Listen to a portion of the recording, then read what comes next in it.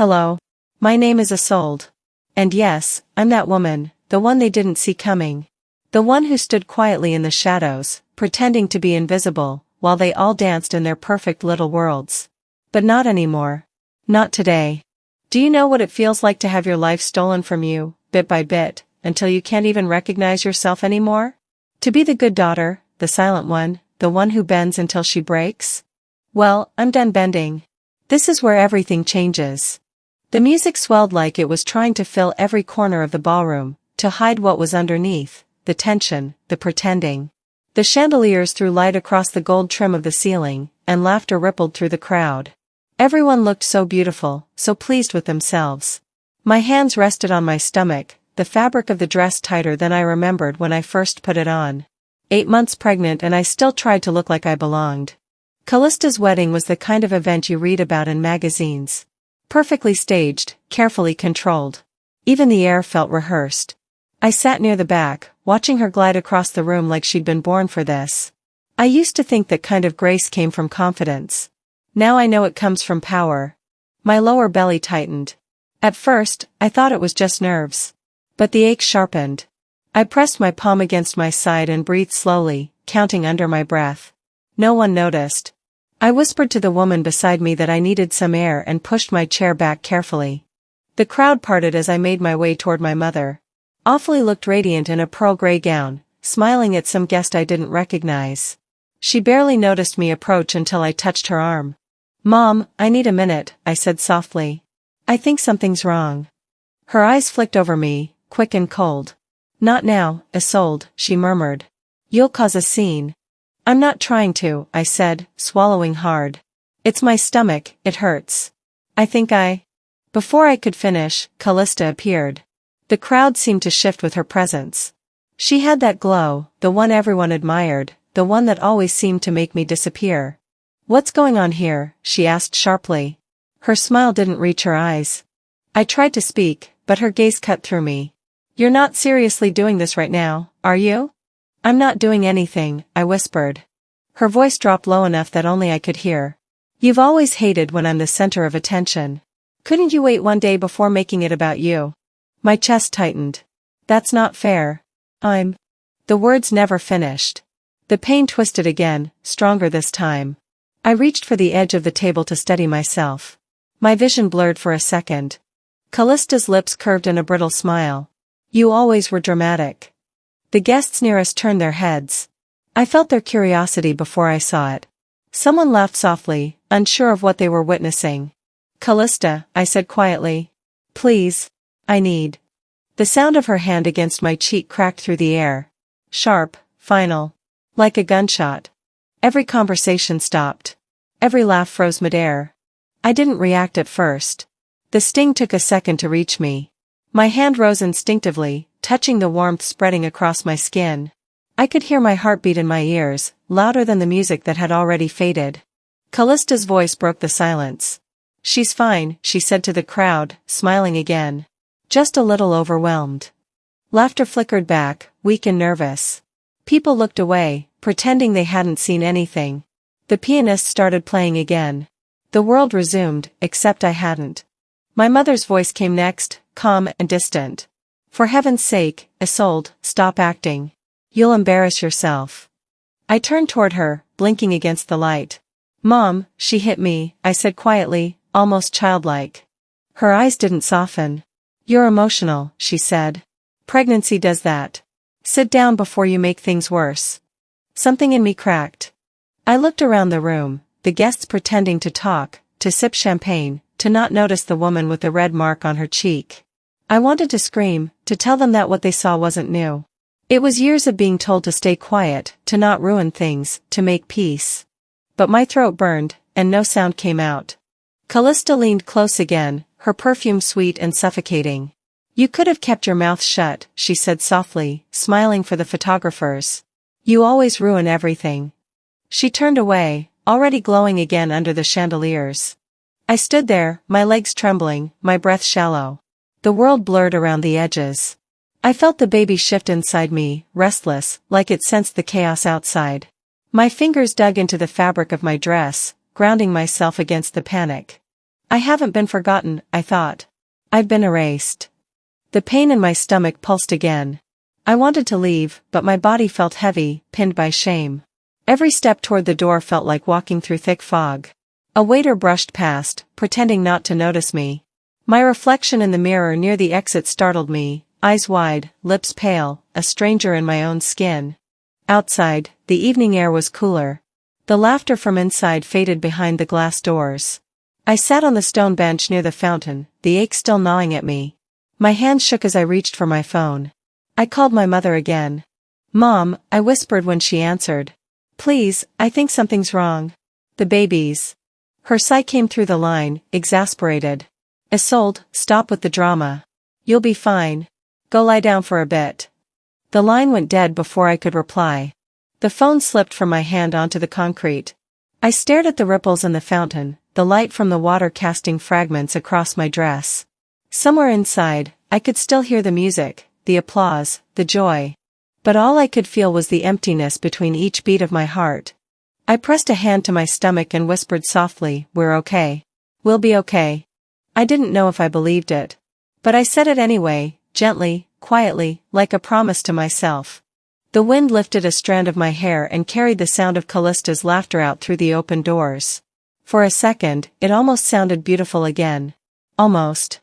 Then it faded, leaving only the steady rhythm of water against stone. I learned that night that silence can be louder than a scream. That pain, when ignored, becomes something sharper, something that carves your name out of the story until there's nothing left but someone else's version. I sat there until the lights inside dimmed and the music stopped. No one came looking for me. Not my mother. Not my sister. I stood finally, smoothing the fabric over my stomach. The air smelled of roses and champagne and something fading, like endings disguised as celebrations. I walked toward the parking lot slowly, each step a quiet rebellion. By the time I reached my car, I wasn't crying anymore. Healing didn't start then. It waited, quietly, until I was ready. But the first breath of it came that night, in the stillness, under the faint glow of a broken streetlight. By the time I turned the key in the car ignition, the night had already swallowed what was left of the wedding lights. My reflection in the rearview mirror was almost unrecognizable, red eyes, smeared lipstick, the faint outline of a slap that refused to fade. For a long moment, I didn't start the car. I just sat there, the silence stretching like a thin thread about to snap. I thought about driving straight home, but home didn't feel like a place anymore. It felt like a memory I couldn't reach. The ache in my stomach pulsed again, sharper this time, forcing a quiet gasp from my lips. I pressed my palm against the fabric of my dress, trying to breathe through the pain.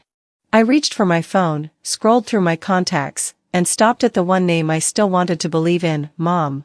My thumb hesitated above the screen. She would understand, I told myself. She had to. The call connected after a few rings. "Mom?" My voice came out small. "It's me."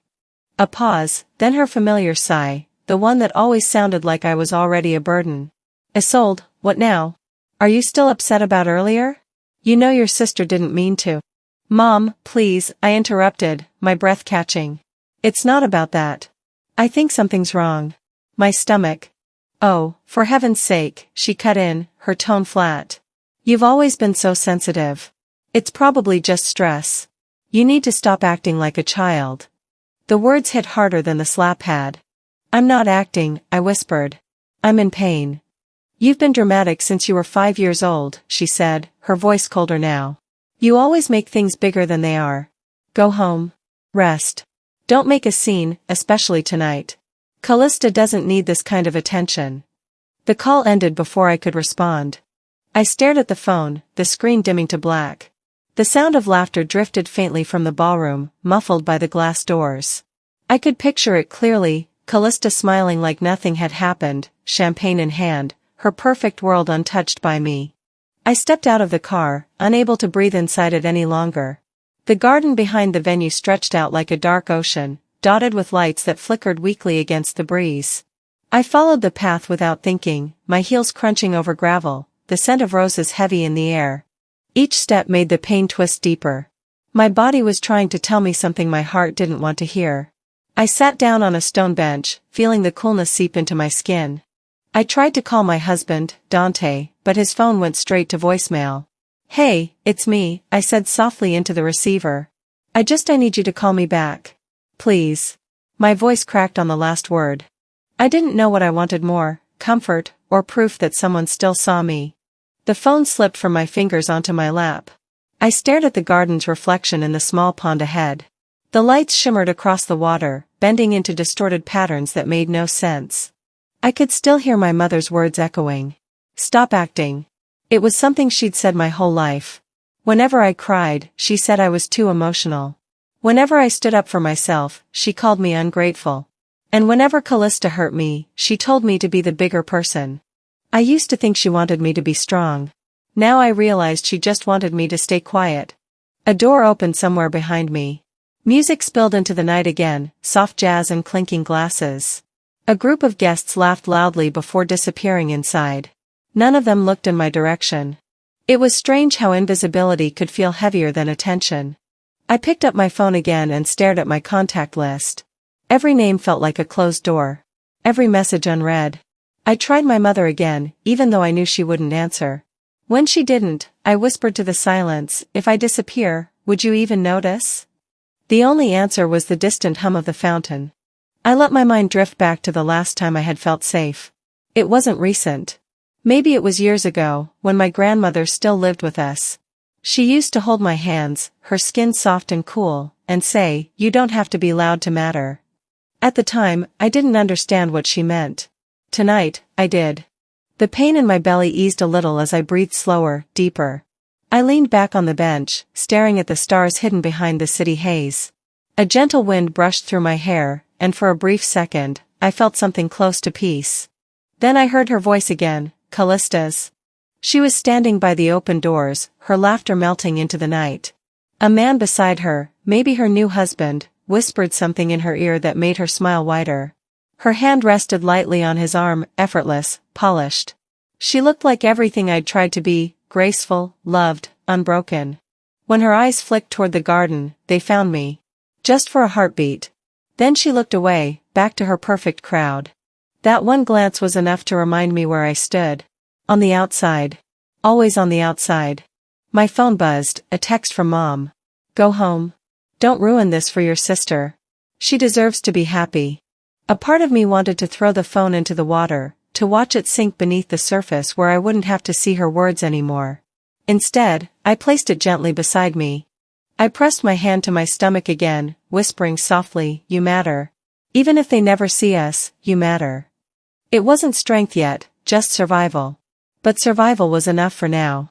The wind shifted, carrying fragments of music through the garden, an old love song, the kind my grandmother used to hum when she thought no one was listening. I found myself humming along quietly. Slowly.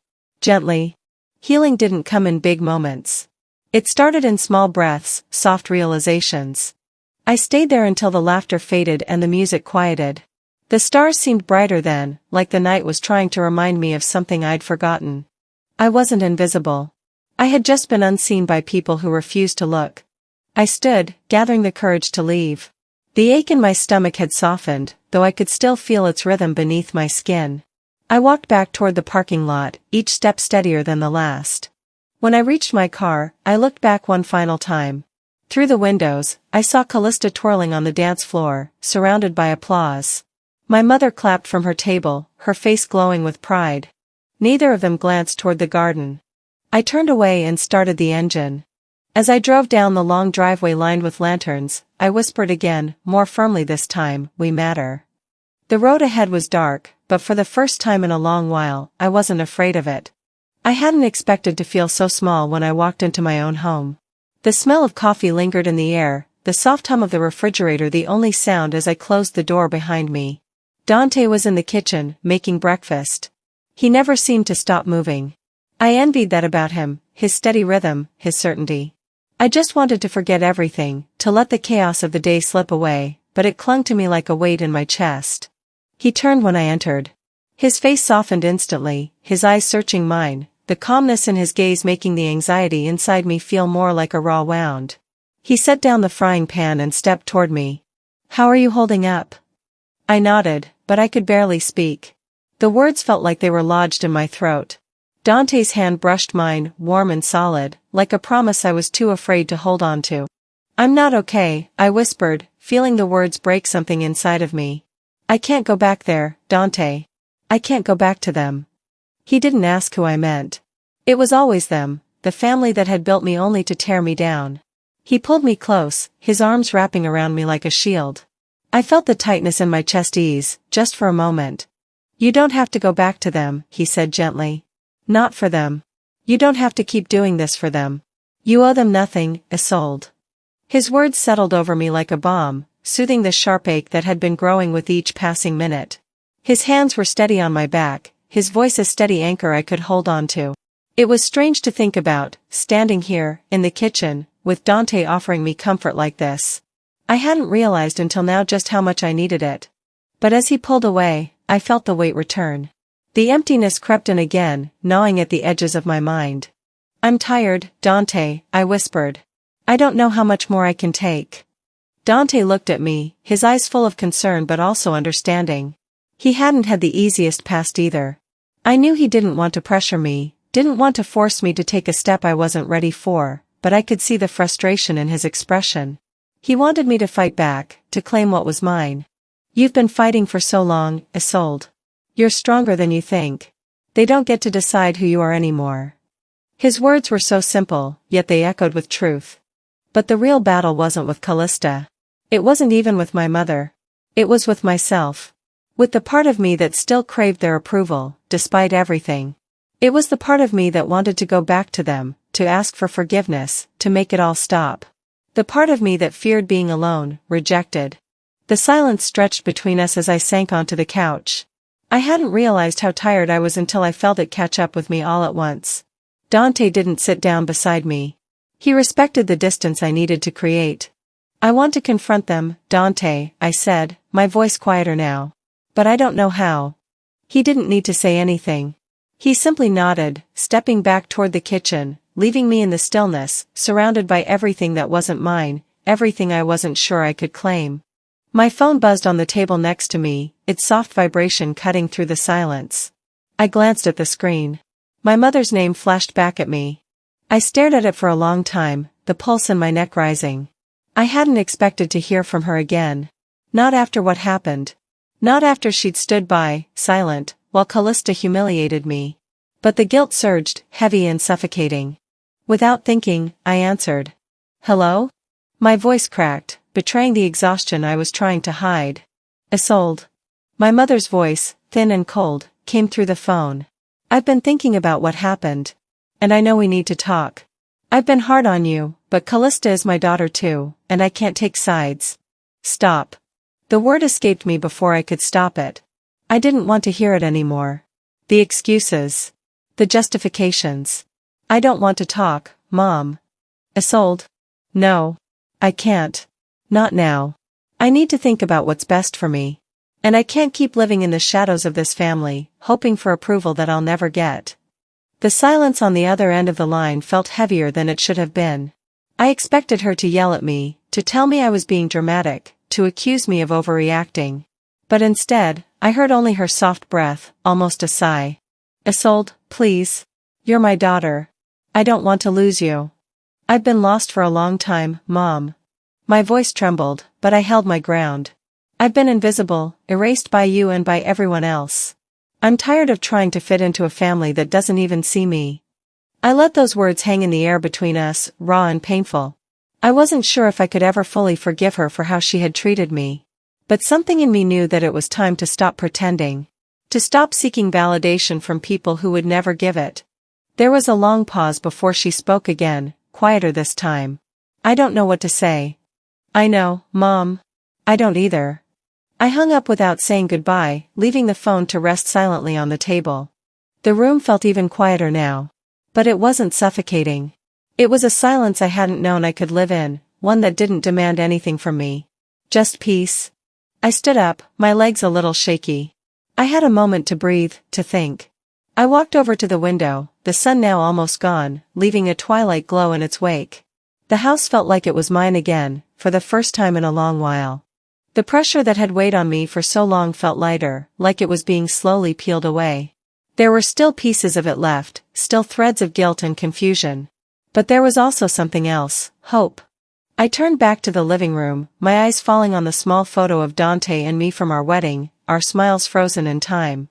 It was strange to see a moment of joy in the midst of everything that had happened since. But it was still there. It was still us. I could fight back. I could stand up. For the first time, I wasn't just fighting for a place in their world. I was fighting for my place in mine. The light coming through the living room windows was soft, pale morning light that cast long shadows across the floor, stretching like fingers reaching for something they could never quite touch. The world outside was waking up, but inside the house, everything felt frozen, frozen in time, in place. I stood at the window, staring out into the quiet neighborhood. Everything was so still. But my mind wasn't. I had set this meeting up myself. I didn't know why I thought it would bring any kind of peace. Maybe I thought that, by speaking the truth aloud, I would finally be able to close the door on the past. Maybe I was trying to convince myself that if I said the words, if I forced them to hear me, then they would understand. But I already knew better. The sound of footsteps behind me brought me back to the present. Dante was there, standing in the doorway, his presence like a calm in the storm that was about to break. He didn't say anything right away, but I could feel his eyes on me, watching me, waiting for me to make the first move. "You don't have to do this, you know," he said softly, his voice the steady anchor I needed. "We can leave. We can walk away from all this." I felt a flicker of doubt in my chest. I had asked Dante to stay out of this. This wasn't his battle to fight. He had already given me more than enough. But I couldn't lie to myself anymore. This wasn't about them anymore. It was about me. "No," I said, shaking my head, even though I wasn't sure if I believed it. "I need to do this. I need to see it through. I need them to see me. Really see me." Dante moved closer, his hands gentle on my shoulders. "I'm right here," he said, his tone soft but firm. "And you're not alone in this. You don't have to face them alone." I closed my eyes for a moment, leaning into the warmth of his touch. I knew he meant it. He always did. But the truth was, no one could do this for me. No one could heal the wounds they'd left, except me. And if I didn't stand up for myself now, I never would. The doorbell rang, a sharp sound that broke the fragile moment of calm. I pulled away from Dante, my stomach tightening as I turned toward the door. The time had come. I opened the door, and there they were, Callista, dressed in a tailored suit that screamed control, and Awfully, who stood with her arms crossed tightly in front of her. Neither of them looked happy to be here. "Isolde," Callista said, her voice sweet but cold. "I thought we agreed to talk." I didn't move out of the doorway, keeping the space between us. "We did," I replied, my voice calm, controlled. "But things have changed." Callista stepped past me without asking, her heels clicking against the hardwood floor. Awfully followed, her face unreadable, a mask of indifference that hurt more than any harsh word could. I closed the door softly behind them and led them to the living room. It felt wrong, all wrong, having them in my space, in my home. But this was where it had to happen. I gestured for them to sit, but they both hesitated for a moment, as though unsure whether I had the power to demand their attention. Callista finally sat, but Awfully remained standing, her eyes on me like I was something to be observed rather than understood. I sat opposite them, and for a long moment, no one spoke. The silence stretched, thick and suffocating. I could feel my heart pounding, every beat a reminder of what was at stake. The truth had been simmering inside me for so long, but now that I was here, with them, it felt heavier. How could I make them understand? How could I make them see the years of hurt they had caused? "I know what you've done, Callista," I said quietly, my voice steady but firm. "I know about the money. About the lies you've told, the deals you've made behind our backs." Callista raised an eyebrow but didn't respond immediately. Her smile faltered for just a second, and I knew I had her. I could see the flicker of panic in her eyes before she masked it with a smirk. "You're being dramatic," she said, her voice dismissive, but there was an edge to it now. "I don't know what you think you know, but you're mistaken. This is all just a misunderstanding." I pulled the folder from the table in front of me, my hands steady despite the shaking inside. "I don't think so. I have all the proof I need. The bank statements. The emails. You thought you could bury it all, but I found it. Everything." I could feel the weight of the evidence in my hands, the truth ready to spill out. But I didn't want to give it all away yet. I needed to make her squirm first. Callista opened her mouth to respond, but I cut her off. You manipulated all of us. You played everyone, including me, I said, my voice sharp. You thought I was just the quiet one, the invisible one. But I'm not, Callista. Not anymore. Awfully shifted uncomfortably beside her, her arms still crossed, her face tight with concern. But she said nothing. Her silence was louder than any words she could have said. Callista's face reddened, her composure cracking for the first time since I'd entered the room. This is nonsense, she spat. You don't know what you're talking about. I leaned forward slightly, the truth finally settling in my chest like a weight I'd carried too long. No, you don't get it, I said, my voice lowering, but the words cutting through the tension in the room. I'm done being ignored. Done being your pawn. And I'm done being the invisible one. This isn't just about money, Callista. This is about everything. You've been destroying me and our family for years. The room went silent again, but this time, the silence wasn't oppressive, it was charged with something more, something I hadn't felt before. Callista swallowed hard, but she didn't back down. You're being ridiculous. Mom, say something. Tell her she's wrong. Awfully's eyes flicked to me for just a moment, then quickly back to Callista. Her voice, when she finally spoke, was barely a whisper. I don't know what to say, Callista, she said, her voice distant, as though she had already given up. Maybe she's right. Maybe. But she didn't finish the sentence. The words hung in the air, and I felt something inside me crack open. For the first time, my mother wasn't defending Callista. She wasn't trying to silence me or make me the bad guy. She was admitting, in her own way, that I had been right all along. I didn't feel victorious. I didn't feel like I'd won. What I felt was a strange kind of peace, like the truth had finally been spoken, even if it wasn't in the way I had imagined. But the battle wasn't over. It had just begun. The soft buzz of the refrigerator was the only sound in the house as I sat at the kitchen table, the morning light creeping through the blinds. My mind, however, was anything but calm. The events of the past few days had left me reeling, but now, sitting here, I felt something stirring deep inside. A quiet fire, growing, flickering in the pit of my stomach. The dinner last night had been nothing short of a disaster. I had hoped that it would offer some closure, some path forward, but instead, it had only deepened the divide between me and my family. Callista had tried to play the victim again, painting herself as the wounded one. As always, she had done so with that smile, the one that hid so much beneath its surface. But this time, I wasn't buying it. Dante sat across from me, his usual calm demeanor somehow grounding me. His presence was the only thing that felt real in this house right now. He didn't say much, just watched me with those steady, understanding eyes, letting me process things at my own pace. But I could tell he was ready for action. He'd been ready ever since the first time I'd opened up to him about Callista's deceit. You're doing the right thing, you know, he said, his voice quiet but firm. I nodded, but my mind was elsewhere. The truth of the situation was hard to swallow. The accusations. The lies. Callista had been getting away with it all for so long, and I had been too silent, too afraid to confront it. It was easier to let things slide, to pretend everything was okay. But no more. I stood up, pacing the small space of the kitchen. I've been quiet for too long, Dante. I've let them walk all over me. But not anymore. I have to stand up. I have to stop them from hurting me, from hurting my family. It's not just about money. It's about everything they've taken from me. Everything they've stolen. Dante followed my movements, his expression unreadable. But when I stopped, turning back to face him, I saw something there, a quiet resolve. I know, he said simply. You've been doing this on your own for too long. You don't have to anymore. I met his gaze, the weight of his words sinking in. I wasn't alone in this fight anymore. Dante had my back, and that made all the difference. But just as I was starting to feel some sense of clarity, the phone rang.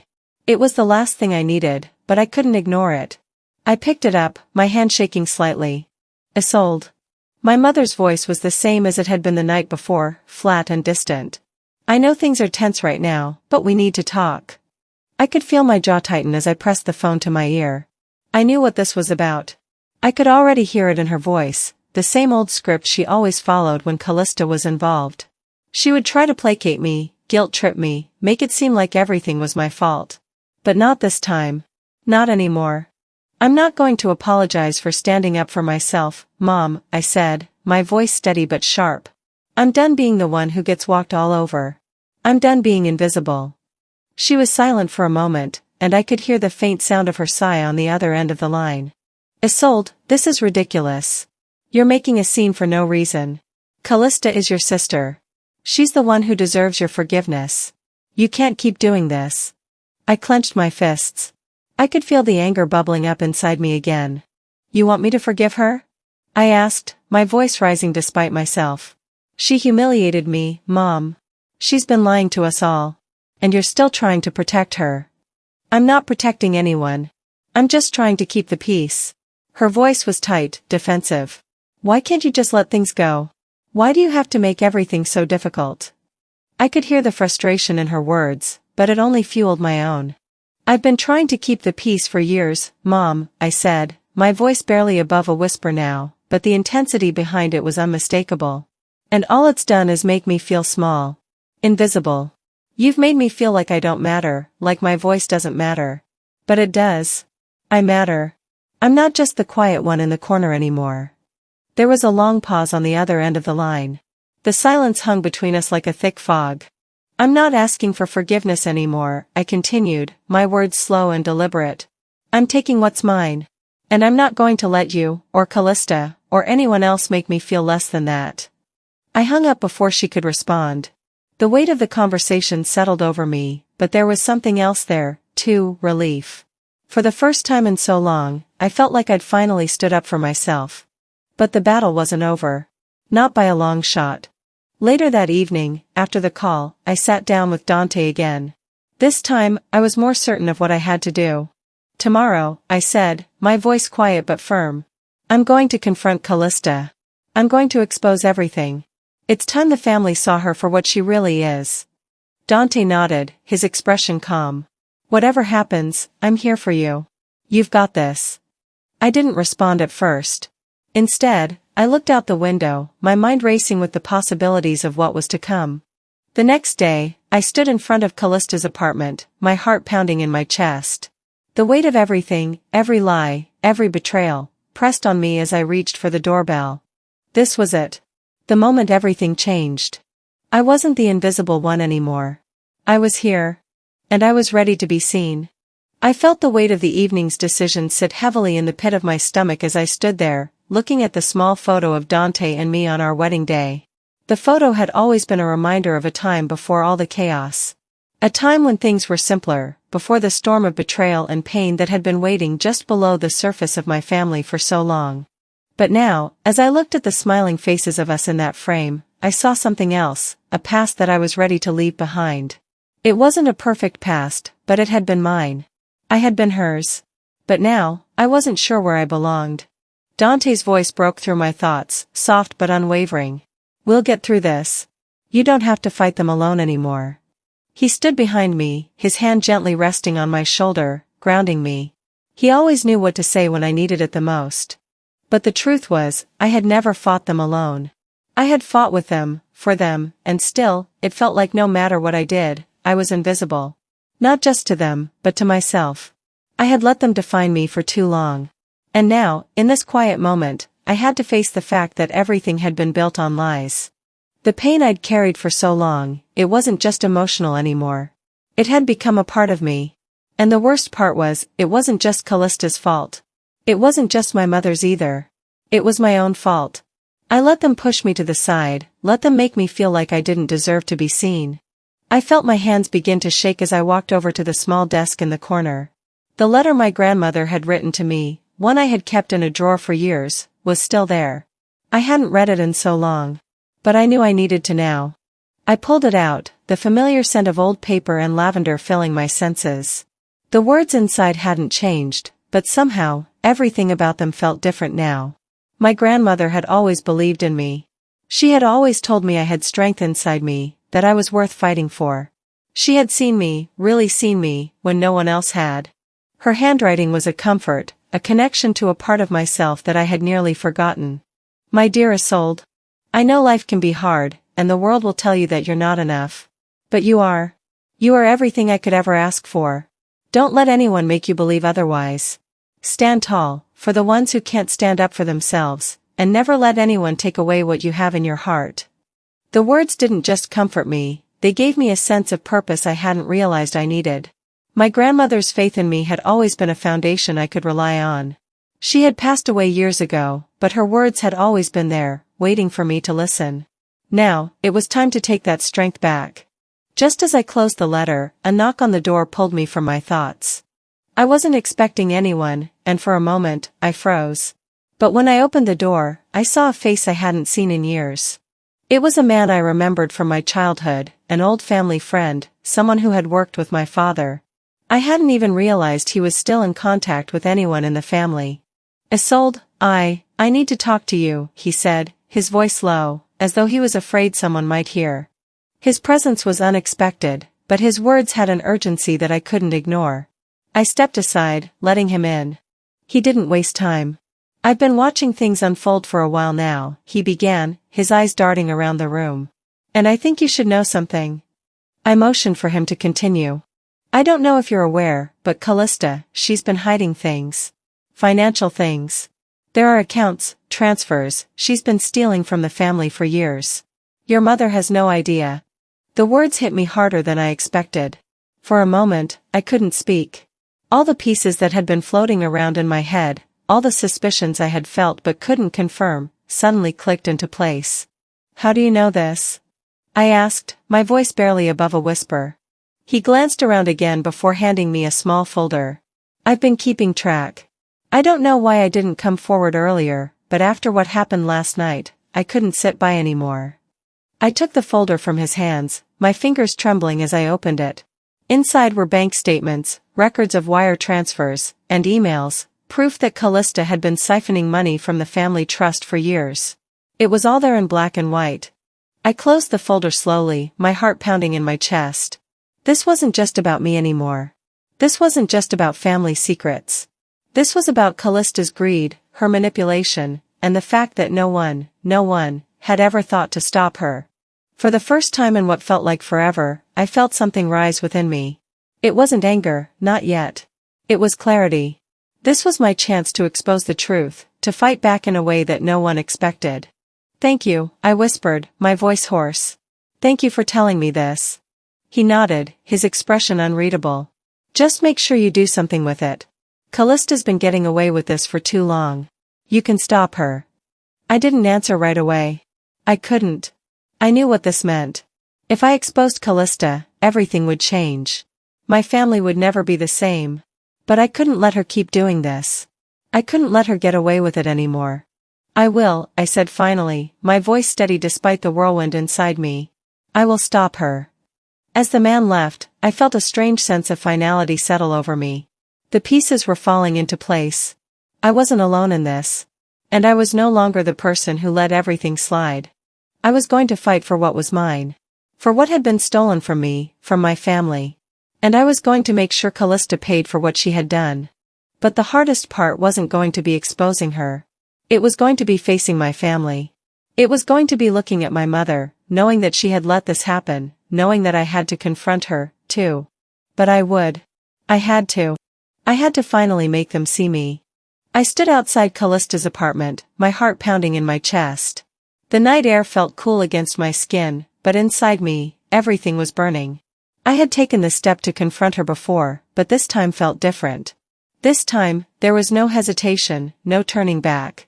I wasn't doing this for them, or for anyone else. I was doing this for myself. Dante was beside me, as always, calm and steady.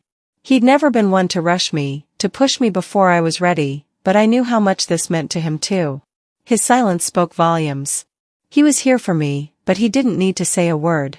I hadn't expected to be standing here at this moment, standing outside my sister's door, my stomach a mix of anticipation and dread. I was about to take back everything I had lost. Every part of me that had been stripped away over the years, piece by piece. Callista had always been the center of attention, the perfect daughter, the one who had everything, while I was the quiet one, the one who was always overlooked, always pushed aside. But today, that was going to change. Today, I was going to make her see me. We rang the doorbell. It didn't take long for Callista to open the door. Her smile faltered when she saw who it was, but only for a moment. She quickly covered it up with her usual charm, flashing that well-practiced, cold smile. Well, Isolde, she said, her voice dripping with false sweetness. I wasn't expecting you. What's this about? I didn't say anything at first. I just stood there, feeling the weight of everything I had been carrying for so long. I glanced at Dante, and for the first time, I didn't feel like I had to apologize for my anger, for my frustration. Dante stood a step behind me, but I could feel his presence, his strength, like a steadying hand at my back. I wasn't alone in this fight anymore. Callista, I said, my voice firm, steady. We need to talk. About everything. She tilted her head, the mock concern on her face hardly fooling anyone. I don't know what you mean, Isolde. You're being a bit dramatic, don't you think? I could feel the anger simmering beneath my skin. Dramatic. That word had been used to dismiss me my whole life. By her, by our mother, by anyone who didn't want to see the truth. I stepped into the apartment, my eyes scanning the space quickly. It was exactly what I expected, polished, perfect, pristine. Everything in its place, nothing out of order. Just like Callista. Everything looked so perfect on the surface, but I knew better. I knew what she had done to get here. I walked past her, my gaze never leaving her face. This isn't about drama. This is about you manipulating everything for your own gain. For years, Callista. You've been stealing from the family, lying, pretending you're the perfect daughter. But I'm done with that. I'm done pretending I don't see it. Her eyes hardened at my words. For the first time, I saw the mask slip a little. Don't you dare try to make me look like the bad guy here, she snapped. You think I'm the one who's been hurting this family? You have no idea what you're talking about. I shook my head slowly, my hands clenched at my sides. Oh, I know exactly what I'm talking about. You think I didn't notice all those bank transfers, all those missing accounts? You think I wouldn't figure it out? Callista opened her mouth to argue, but I wasn't done. Do you think Mom doesn't know? I pressed. You think she didn't see it? You've been playing her, playing all of us. And I'm not going to let you get away with it anymore. Her face flushed with anger, but I didn't back down. She moved toward the door, her fingers gripping the handle. You need to leave, Isolde. You have no idea what you're doing. You think you're going to ruin everything I've worked for? I didn't move. I'm not trying to ruin anything. I'm just showing the truth. Dante stepped forward then, his voice low but full of authority. Callista, you don't get to hide behind your lies anymore. This isn't about family anymore. It's about what's right. You've been stealing from us. From all of us. The silence that followed felt suffocating. Callista's eyes flicked nervously toward Dante, and I could see the panic starting to rise behind her controlled facade. I have proof, Callista, I said. Bank statements, emails, and most importantly, the trust clause that you tried to manipulate. It's all there. Her body stiffened, and for the first time, I saw real fear in her eyes. You're lying. No, I'm not, I said quietly. You're the one who's been lying. To me, to our mother, to the whole family. Callista looked away, clearly losing control. You don't know what you're talking about. This is all just a misunderstanding. But I knew the truth. I had known it for a while, but I'd been too afraid to say it out loud. I'd been too afraid to face it. But now? Now, I was ready to face it all. I know exactly what I'm talking about, I replied. You've been hiding money. You've been manipulating the trust. And you've been taking what wasn't yours. And now, I'm going to make sure everyone knows the truth. The moment I spoke those words, I felt something shift inside me. A weight lifted that I hadn't realized had been there. I wasn't just fighting for justice. I was fighting for my dignity. For my right to exist without being trampled on by her lies. Callista stood there, her face pale. For the first time, she wasn't the one in control. I turned to Dante, my eyes meeting his for just a moment. Without a word, he stepped back, standing firm beside me, a silent promise of support. I wasn't alone in this. Then, I turned back to Callista. You've lost, Callista. This ends now. Her lips trembled as she opened her mouth to speak, but no words came out. Instead, she stared at me, unable to process what was happening. The walls she had built around her world were crumbling, and I was the one who had taken the first step in tearing them down. The door to her carefully constructed life had opened, and there was no going back. The courtroom was quiet as I walked in, the cold morning light streaming in through tall windows, casting long shadows across the marble floors. The hum of distant conversations faded, leaving a silence that pressed in on me from all sides. This was the moment I had been waiting for, but my heart still pounded in my chest like a war drum, the beat echoing louder than the sound of my own footsteps. I couldn't stop thinking about the family dinner, the evening when I had taken the first step toward the truth. The night when I had gathered the courage to finally look my sister in the eye and demand answers. But now, in this sterile, clinical space, it felt like everything was finally coming to a head. There was no turning back. Dante's presence behind me was steadying. He stood by me, unwavering, a silent promise that I wasn't facing this alone. His hand brushed against mine briefly, grounding me, and I took a deep breath. The legal team we had hired sat at a table nearby, their faces unreadable but sharp. The tension in the room was palpable, like everyone knew how high the stakes were. I adjusted the files in my hands, the weight of the documents heavy in my grip. The truth was finally in front of me, laid out in stark black and white. I had the evidence, bank statements, emails, records from the family accountant, all the pieces I needed to prove Callista's deceit. The doors to the courtroom opened, and I turned just in time to see Callista enter. She walked in with that same perfect composure, her designer suit sharp and flawless. But I could see the cracks now. The flicker of anxiety behind her eyes. The once immaculate woman who had always carried herself like she was untouchable was now visibly rattled. She didn't see me at first, her eyes focused on her lawyer, who leaned in, whispering something quickly. But when her gaze finally met mine, the mask slipped for just a moment. There it was, the faintest hint of panic before she plastered that same smile back on her face. I didn't say anything. I didn't need to. Callista sat down across from me, but the space between us felt endless. Her lawyer started speaking, setting the tone for the day's proceedings, but I didn't hear much.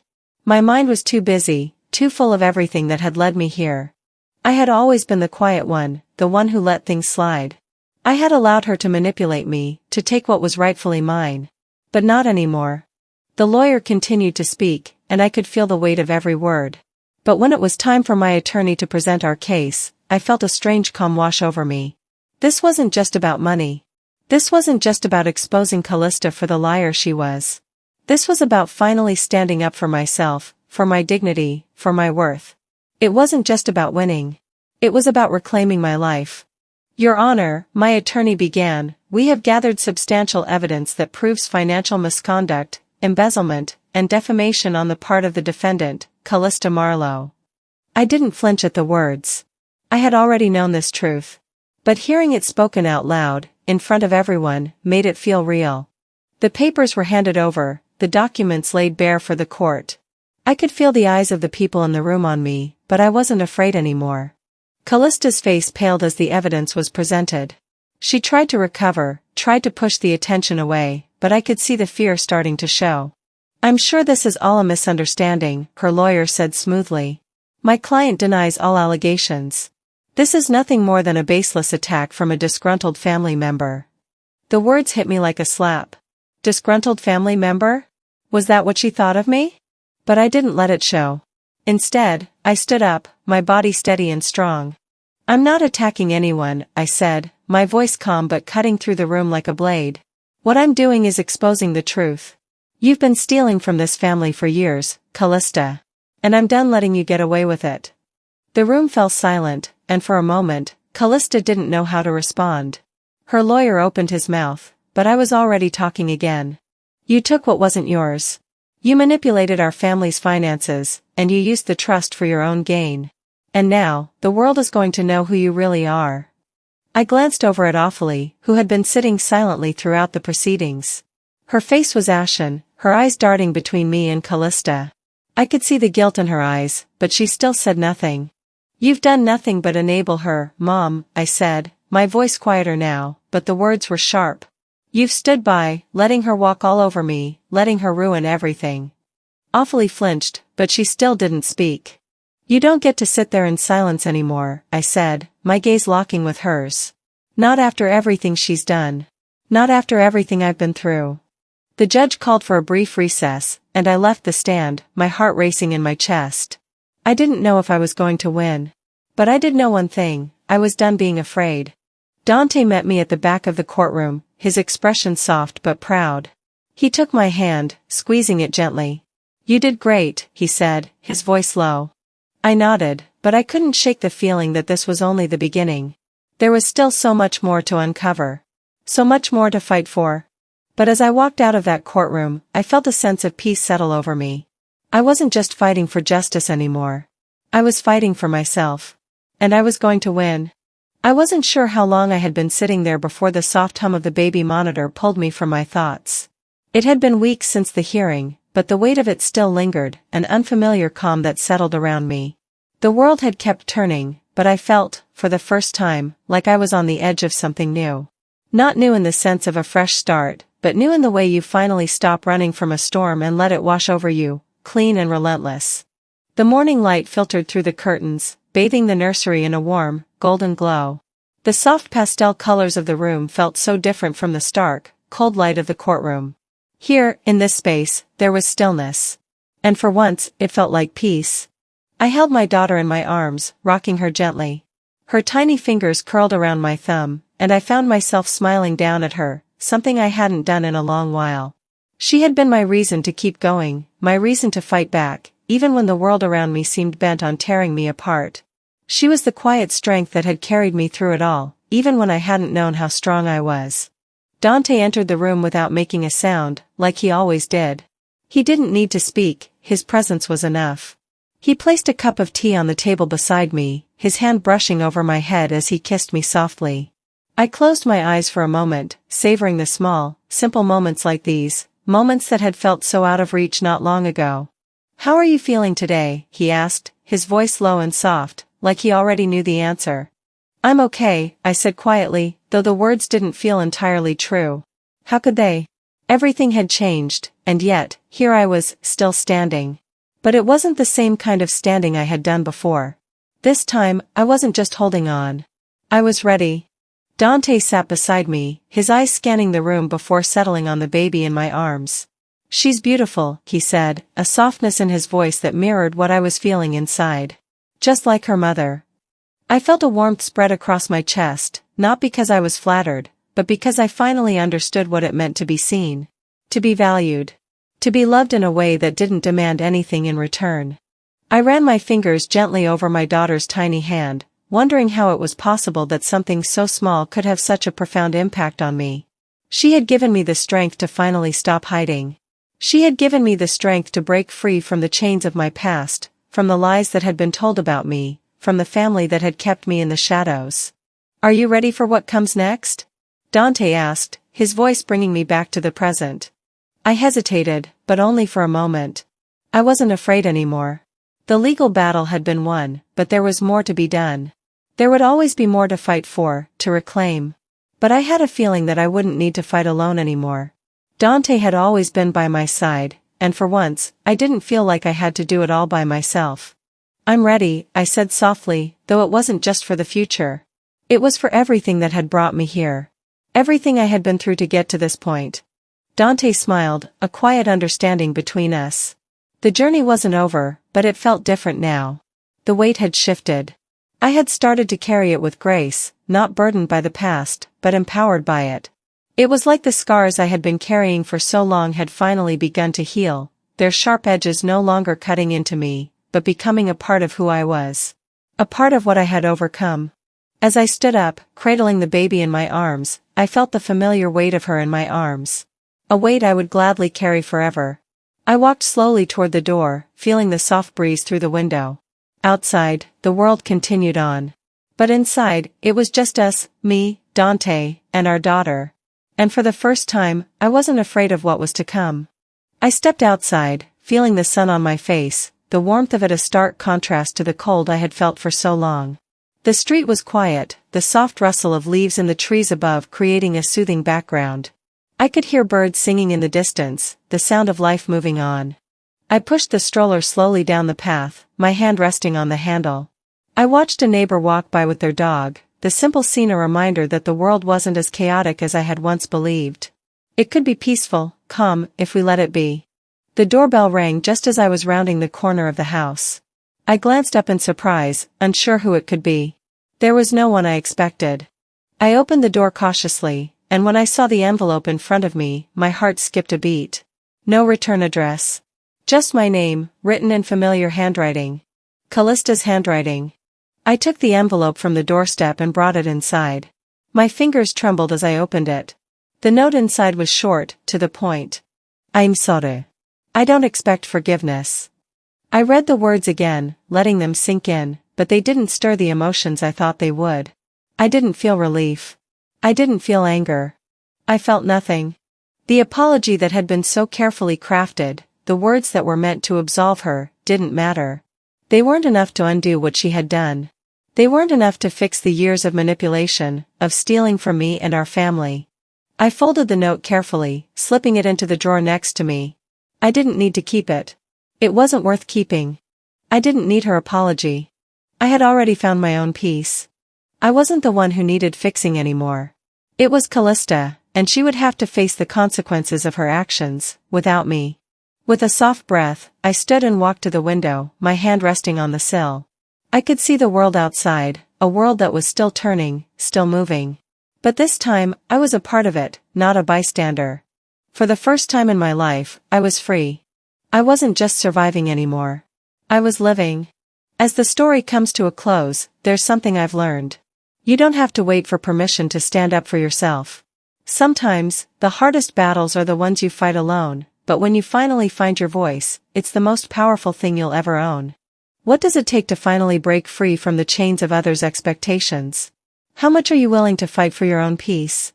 If this story resonated with you, don't forget to like, subscribe, and hit the bell so you don't miss out on future stories that speak to the heart and the soul. Your voice matters, too. Let's keep the conversation going in the comments. How do you reclaim your own power?